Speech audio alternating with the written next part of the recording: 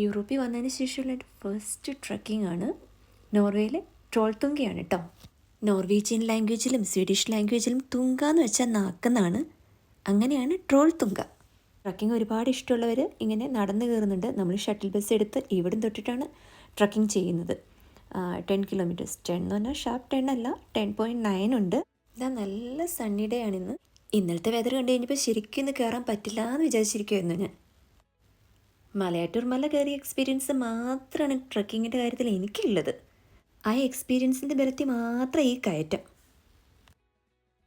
Holiday ആയതുകൊണ്ട് തന്നെ, പിന്നെ നല്ല വെതർ ആയതുകൊണ്ട് ഒത്തിരി ആളുകൾ ഇന്ന് ട്രക്കിങ്ങിനുണ്ട്. ഇത് കയറാൻ വേണ്ടിയിട്ട് നമ്മൾ ഓൾമോസ്റ്റ് 4.5 hours ടൈമാണ് എടുത്തത്. നമ്മൾ എത്തിയിട്ടോ. ഇതാണ് നമ്മുടെ ട്രോൾത്തുങ്ക. നോക്കി, നാക്കിൻ്റെ ഷേപ്പില്ലേ. നോർവേയിലുള്ള സ്ഥലമാണ്. അടിപൊളി സീനിക് പ്ലേസാണ്.